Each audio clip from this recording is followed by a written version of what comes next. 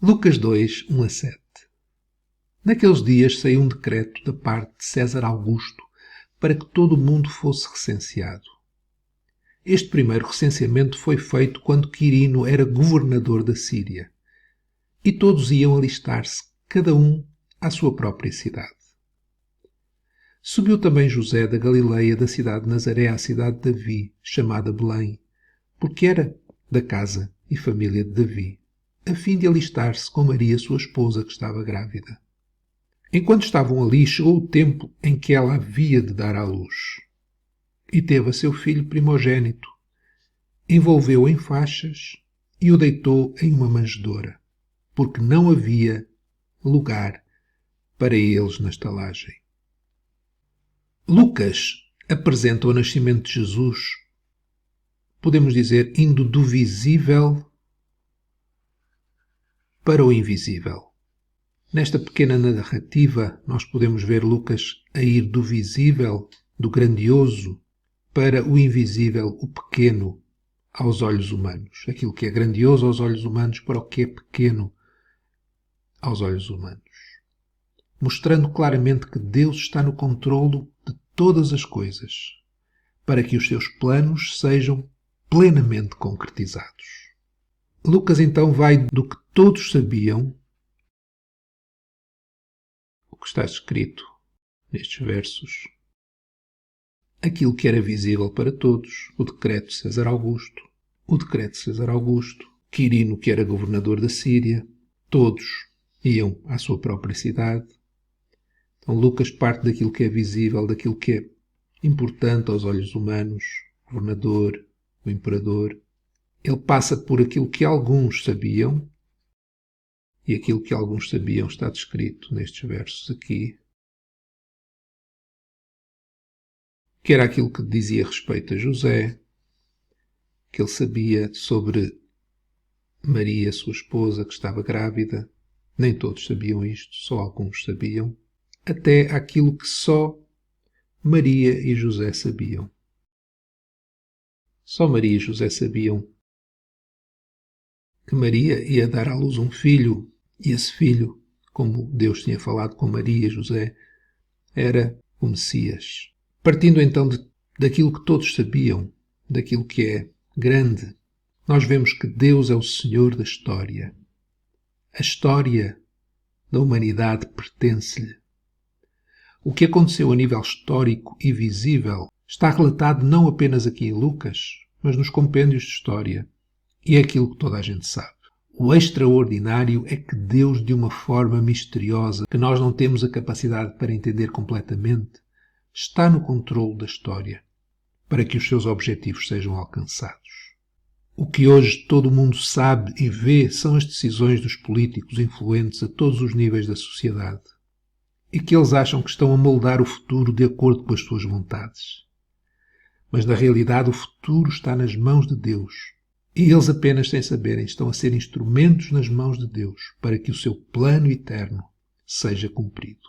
Assim como foi César Augusto, que decretou este recenseamento. Ele não fazia ideia daquilo que ele estava a decretar, estava a ir completamente em linha com a vontade de Deus para que o seu filho viesse ao mundo em Belém. Mas Deus é também o Senhor de Israel e da Igreja. E isso só alguns sabem, só aqueles que são da Igreja, são da família. O que Deus planeou para Israel, para que Jesus viesse a este mundo, uma primeira vez, e que Deus tem para Israel e para a Igreja, para que Jesus venha uma segunda vez a este mundo, está escrito na sua palavra. Quem conhece a palavra e crê nela sabe algumas coisas e, por isso, pode olhar para o que acontece à sua volta com outros olhos. Pode ter confiança, pode esperar e saber que Deus que promete é o Deus que diz também na sua palavra que nos ama. E é aquilo que só eu sei porque me foi revelado e creio no que Deus diz. Deus é o Senhor da minha vida.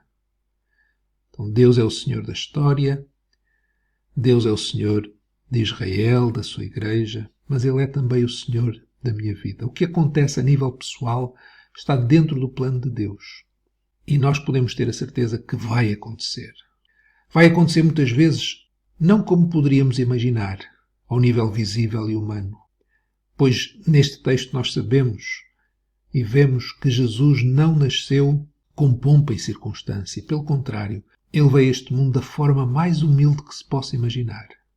E viveu com dor e aflições. E nós poderíamos perguntar, será que Deus, que controla as nações, que controla todas as coisas, não poderia permitir que houvesse um lugarzinho na estalagem para eles? Lucas diz que não havia lugar para eles na estalagem. Será que Deus não podia arranjar, providenciar que isso acontecesse? Mas sabemos que aconteceu dentro do plano de Deus. Era assim que Deus queria que o seu Filho viesse a este mundo. E aquilo que só nós sabemos individualmente vai acontecer da forma invisível e espiritual, dando toda a glória a Deus nas alturas e na terra, no visível, com a boa vontade de Deus, com a sua graça, de acordo com o seu querer. Apesar de tudo, a glória, a vida, a alegria, o júbilo que Maria e José tinham no seu coração superava todas as dificuldades inerentes ao facto de que Deus veio a este mundo e age neste mundo de formas estranhas, humildes, pois é assim que Ele derrota o pecado e a morte. Deus quer levar-nos a olhar para o mundo que nos rodeia, para aquilo que todos sabem. Ele quer levar-nos a olhar para tudo à nossa volta, sabendo que Ele está no controlo de todas as coisas. Deus quer levar-nos a olhar para a Sua Palavra e crer na Sua Palavra e esperar no Senhor. Aquilo que só alguns sabem, porque querem conhecer a Palavra, querem conhecer o Deus verdadeiro. Ele quer levar-nos a crer nessa Palavra, pois no seu tempo Ele fará tudo para cumprir essa mesma Palavra.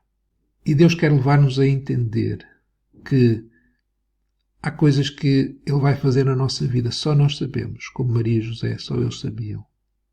Mas nós não devemos estranhar aquilo que Ele traz à nossa vida, porque faz parte do seu plano, do seu grande plano para a nossa salvação.